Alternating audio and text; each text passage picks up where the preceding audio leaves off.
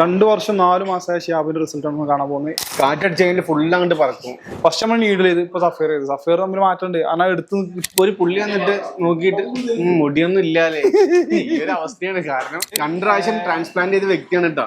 ഡെർമാറോളർ പിന്നെ നിയോ hair oil അവസാനം മിനോക്സിൽ use ചെയ്തു കേട്ടോ. മിനോക്സിൽ യൂസ് ചെയ്ത് നിർത്തി. Hello, welcome back to my channel. ഞാൻ ഷിഹാബ്, ഇത് സഫ്വാൻ. അപ്പോൾ വീഡിയോയിലേക്ക് വീണ്ടും സ്വാഗതം. നമ്മൾ HNS-നാണുള്ളത്. നമ്മളെ റിസൾട്ട് കാണിക്കാൻ വന്നാണ്. ഇനിയിപ്പോ 2 പ്രാവശ്യം ചെയ്തില്ലേ? 2 പ്രാവശ്യം ചെയ്ത് 2 പ്രാവശ്യം ട്രാൻസ്പ്ലാന്റ് ചെയ്ത വ്യക്തിയാണ് കേട്ടോ. അത് പോരാതെ 3ാമത്തെ GFC എടുക്കാൻ ഞാൻ വന്നാണ്. ഷിയാബ് ഓന്റെ സിസ്റ്റർ ക്യാമറയുടെ ബാക്കിലുണ്ട്. ട്രീറ്റ്മെന്റ് സ്കിന്നിന് വന്നാണ്. അപ്പൊ അങ്ങനെ പരിചയമായി വരുന്നു അല്ലേ? അപ്പൊ നമുക്ക് റിസൾട്ട് നോക്കാം. 2 മാസം 5 മാസം 2 കൊല്ലം 2 വർഷം 5 മാസമായിട്ടുണ്ട്. എന്റെ അതേപോലെ തന്നെ ഫ്രണ്ട് ചെയ്തിട്ട് 2 വർഷം 5 മാസം, അതുപോലെ ബാക്ക് ചെയ്തിട്ട് 4 മാസമായി. അപ്പൊ ആ റിസൾട്ട് നോക്കാം. അത്യാവശ്യം ഗ്രോത്ത് വന്നിട്ടുണ്ട്. ക്രൗണ് എന്താ വെച്ചാല് കൊയിച്ചില് കുറവാ തോന്നുന്നു. അവിടെ ഇപ്പോഴും നല്ലൊരു ഫില്ലിംഗ് ആയിട്ട് നല്ല ഫില്ലിപ്പ് ഞാൻ കണ്ടപ്പോ തന്നെ പറഞ്ഞില്ലേ ഫില്ലായി എന്ന് പറഞ്ഞു. നിങ്ങൾക്ക് കാണിച്ചു തരട്ടെ. 4 മാസം 2 വർഷം 4 മാസമായ ഷിയാബിന്റെ റിസൾട്ട് നമ്മൾ കാണാൻ പോകുന്നത്. ഫ്രണ്ട് ഏരിയ ആണ് ചെയ്തത്. എത്ര ഗ്രാഫ്റ്റിന് ഒന്നും പാടെ പറഞ്ഞാ ഇവിടെ ഒന്നും മുടി ഉണ്ടായിരുന്നില്ല. ഈ സൈഡ് ഫുള്ള് ചൊട്ടയായിരുന്നു. കാണുന്ന ആൾക്കാർ പ്രത്യേകിച്ച് 2 സൈഡിൽ എന്റെ കയറിയത് 2 സൈഡാട്ടോ പണ്ടായിട്ട് കയറിയത്. പക്ഷെ ഉള്ളൊന്നും ഉണ്ടായിരുന്നില്ല, എവിടെ ഒന്നും ഉണ്ടായിരുന്നില്ല. കാറ്റടിച്ച് കഴിഞ്ഞാൽ ഫുള്ള് അങ്ങോട്ട് പറക്കും. 3500 ഗ്രാഫ്റ്റ് ചെയ്തില്ല നമുക്ക്. 3500 ഗ്രാഫ്റ്റ് ചെയ്ത മുടിയുടെ റിസൾട്ടാണ് കാണുന്നത്. ഗായ്സ്, നനക്ക് വേണേലും ഒന്ന് ക്രൗൺ ചെയ്യാട്ടോ. ക്രൗൺ ചെയ്യാ, അല്ലെങ്കിൽ മിനോക്സിൽ എന്തെങ്കിലും യൂസ് ചെയ്യും. മിനോക്സിൽ യൂസ് ചെയ്യണ്ടേ? ഇല്ല, ഞാൻ ചെയ്യണമെങ്കിൽ ക്രൗണേ ചെയ്യുള്ളൂ. ഇല്ല, മിനോക്സിൽ യൂസ് ചെയ്യില്ല, ക്രൗണേ ചെയ്യുള്ളൂ. നല്ലതാണ് ക്രൗൺ ചെയ്താൽ. ഇതാട്ടോ റിസൾട്ട്. ഫുള്ളൊക്കെ അതേപോലെ ഉണ്ട്. 2 വർഷം കഴിഞ്ഞിട്ടും ഉള്ളു പോയിട്ടൊന്നുമില്ല. സെറ്റാണ് സംഭവം, അടിപൊളി. പോരെ, ജി സാറ്റിസ്ഫൈഡ് അല്ലേ? പിന്നല്ല, 2 വർഷം 5 മാസം മുമ്പുള്ള ഡിഫറൻസ് ഇല്ലാണ്ട് നിന്ന സമയം ഉണ്ടായിരുന്നില്ലേ? ഇപ്പൊ കുഴപ്പമില്ലല്ലേ? ഇപ്പൊ സെറ്റല്ലേ? സെറ്റായാ മതി. പക്ഷെ പണ്ടേ മുടി ഇല്ലാത്തപ്പോ എങ്ങനെ പുറത്തേക്ക് ഇറങ്ങാം? മുടി ഇല്ലാത്തപ്പോ എന്താ, ജസ്റ്റ് നമ്മള് മുടി ഇങ്ങോട്ട് ഫ്രണ്ടിലോട്ട് ഇങ്ങനെ വെച്ചിട്ട് ചീപ്പോട്ട് ഇങ്ങനെ ആക്കി വെക്കും, ഒപ്പിച്ചു വെക്കും. അതൊരു മെയിൻ പ്രശ്നം എവിടെ കയറോ? ഒന്ന് ബൈക്കുമ്പോ ഹെൽമെറ്റ് ഇല്ലാതെ പോകുമ്പോ, 2ാമത്തത് കടൽ തീരത്തോടെ കാറ്റിച്ചു പോകും. ഞാനൊരു ദിവസം ബ്ലാസ്റ്റേഴ്സിന്റെ കളിന്റെ ട്രെയിനിൽ വരുമായിരുന്നു. അപ്പൊ ഞാൻ ഡോറിന്റെ സൈഡിലായിട്ട് നിൽക്കുക. അപ്പൊ ഒരു പുള്ളി വന്നിട്ട് നോക്കിയിട്ട് മുടിയൊന്നും ഇല്ലാതെ ഈ ഒരു അവസ്ഥയാണ്. കാരണം അവിടെ നിന്നാണ് ചടച്ചു തുടങ്ങിയല്ലേ? അവിടെ ചടക്കിയോടെ അങ്ങനെ നമ്മളായിട്ട് അയാൾ ഇങ്ങനെ പറഞ്ഞുകൊണ്ടേ ഇരിക്കുക. നമ്മളെന്തോ ഇതാക്കിയ പോലെ ഇങ്ങനെ പറഞ്ഞുകൊണ്ട് മുടി ഇല്ലാലേ. ഈ ചെറിയ പ്രായത്തിൽ ഇത്രയും മുടി പോയല്ലോ എന്നൊക്കെ പറഞ്ഞു. ഏതായാലും നിന്റെ കാണിച്ചു കൊടുക്കും. അത് ശീലായി. പിന്നെ അതിന് കുറെ മറ്റേ എണ്ണകൾ വാങ്ങി യൂസ് ചെയ്തു. അതേപോലെ തായ്ലാൻഡിൽ പ്രൊഡക്റ്റ് ഇല്ലേ, എന്താ ഡെർമാറോളർ പിന്നെ നിയോ ഹെയർ ഓയിൽ. പിന്നെ അതിനുശേഷം ഓരോ സാധനങ്ങൾ എണ്ണ ഇങ്ങനെ വാങ്ങി തേക്കലും പിടിക്കലൊക്കെ ഉണ്ടായിരുന്നു. അവസാനം നിർത്തി. കൊഴിയണതൊക്കെ കൊഴിഞ്ഞ് അവസാനം മിനോക്സിൽ യൂസ് ചെയ്തു കേട്ടോ. മിനോക്സിൽ യൂസ് ചെയ്ത് നിർത്തി. പിന്നെ മൊത്തത്തിലൊക്കെ പോയി കിട്ടി. പിന്നെ സെറ്റായി.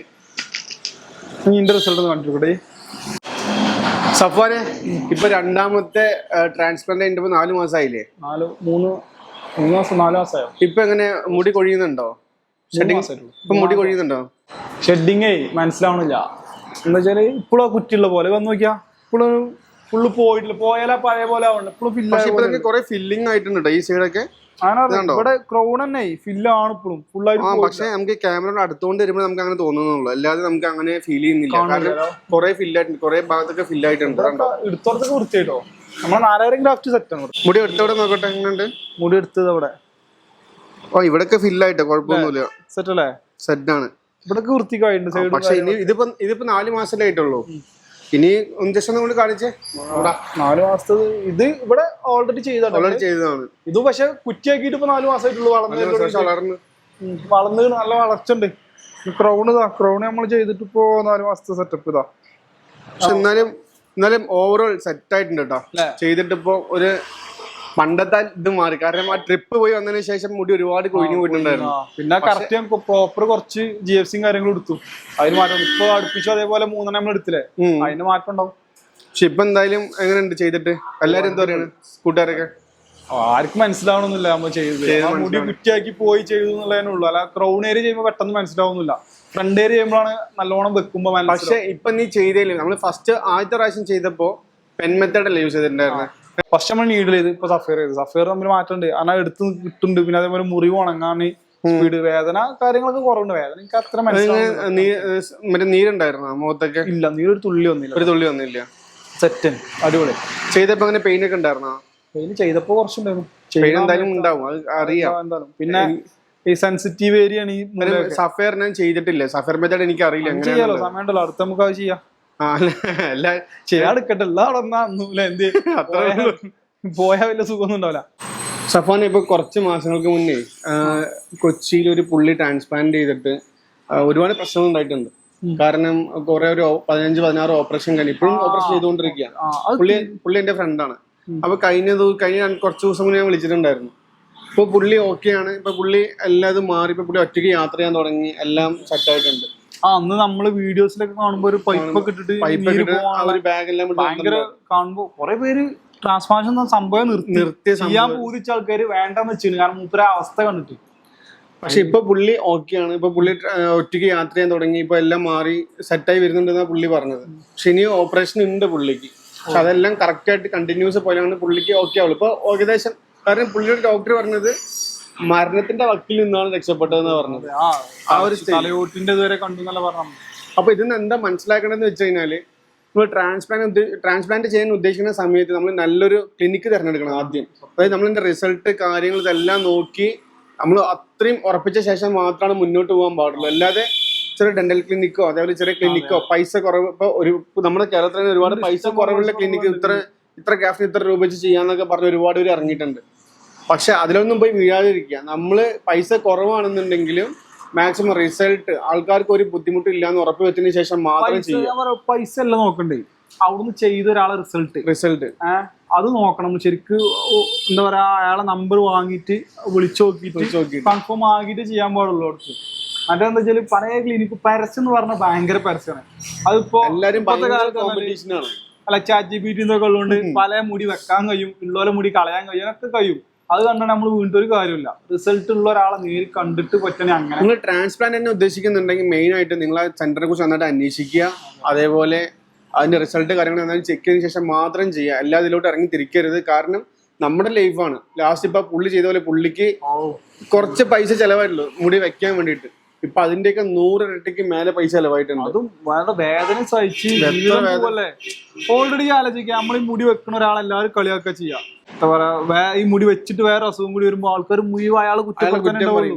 ഇപ്പൊ നമ്മൾ ചെയ്തതിന് ഇപ്പൊ ഞാനൊക്കെ എന്നെ സംബന്ധിച്ച് ഞാനൊക്കെ വീട്ടിൽ നിന്ന് വഴക്കുണ്ടാക്കിട്ട് അന്നിട്ട് ചെയ്തിട്ടുണ്ടായിരുന്നു. അതന്നെ അവസ്ഥ. ആർക്കും താല്പര്യമൊന്നുമില്ല. നമ്മൾ റിസൾട്ട് വന്നോണ്ട് കുഴപ്പമില്ല, വന്നിട്ടില്ലാന്നുണ്ടെങ്കിൽ ഇതിന് എന്താ അവസ്ഥ ഉണ്ടാവും? അതാണ് ഇപ്പൊ കൊച്ചി ഇപ്പൊ നമ്മുടെ നാട്ടിൽ നിന്ന് കൊച്ചിന്നൊക്കെ ചെയ്തിട്ട് ഒരുപാട് പേർക്ക് ഓരോ പ്രശ്നങ്ങളൊക്കെ പറ്റിയിട്ടുണ്ട്. മുന്നും ട്രാൻസ്പ്ലാന്റിംഗ് സെന്റേഴ്സ് അടച്ചുപൂട്ടി സംഭവങ്ങൾ ഉണ്ടായിട്ടുണ്ട്, ഇപ്പോഴും ഉണ്ടാവുന്നുണ്ട്. അപ്പൊ ഞാൻ കൊച്ചിനെ മാത്രം ഇതാക്കിയിട്ടല്ല, ബേസ് ചെയ്തിട്ട് മാത്രമല്ല പറയണത്. നിങ്ങൾക്ക് എവിടെ ചെയ്യണമെന്ന് ഉദ്ദേശം ഉണ്ടെങ്കിലും ആ ക്ലിനിക്ക് നന്നായിട്ട് തെരഞ്ഞെടുത്തതിന് ശേഷം, അതായത് ആ റിസൾട്ടും കാര്യങ്ങളെല്ലാം ചെക്ക് ചെയ്തതിന് ശേഷം മാത്രം അതിലോട്ട് ഇറങ്ങാൻ പറ്റുള്ളൂ. റിസൾട്ട് ഉണ്ടോന്ന് എല്ലാം നോക്കിയിട്ട്. പേര് കറക്റ്റ് നോക്കിയെടുത്തിട്ടാ. ഷിയാബ് PRPയിലേക്ക് പ്രവേശിക്കുകയാണ് ഗൈസ്. നമ്മളെ പോലെ ബിസ്മില്ലാഹിർ റഹ്മാനിർ റഹീം. എന്താ നോമ്പ് കൊടുക്കാൻ നല്ല വേദനിപ്പിച്ച് കുത്തിക്കട്ടോ. ഇത് കുറവാണല്ലോ എണ്ണം. PRP ആണല്ലേ നമ്മളിന്ന് PRP ചെയ്യണത്. നമ്മൾ കഴിഞ്ഞ പ്രാവശ്യം എക്സോസ്റ്റ് ചെയ്തത്, നമ്മൾ ഈ പ്രാവശ്യം നമ്മള് PRP ചെയ്യുന്നത്. നമുക്കിന്റെ ഡിഫറൻസ് ആൾക്കാരെ കാണിക്കാനല്ലേ. പിന്നെ അല്ലാതെ ആരെങ്കിലും GFC ഉള്ളത് PRP വേദന ഉണ്ടാവും, ചെറിയ പെയിൻ ഉണ്ടാവും. GFCനെക്കാളും പെയിൻ ഉണ്ടാവും. നീ പെയിൻ സഹിക്കാൻ റെഡി അല്ലേ?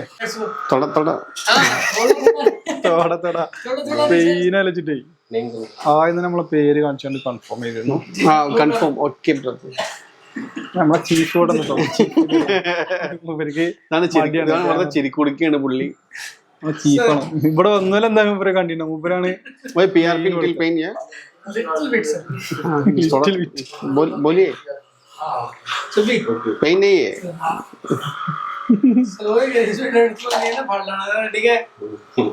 ഷിയാബിന്റെ PRP ചെയ്യണം. PRPയില് കുറവാട്ടോ. നമുക്ക് 10 സിറിഞ്ച് കയറ്റണ്ടായിരുന്നു. ഷിയാബിന് ആകെ 5 സിറിഞ്ച് കയറ്റാണല്ലോ. അത് ബാക്കിയുള്ളത് അവിടെ എടുക്കണം. 3 ഉള്ളല്ലേ? 4 സിറിഞ്ച് അതിലുണ്ട്. 1 കുത്തണം. കുത്തുമ്പോ തന്നെ ഈ വൈബ്രേഷൻ ചെയ്യുമ്പോ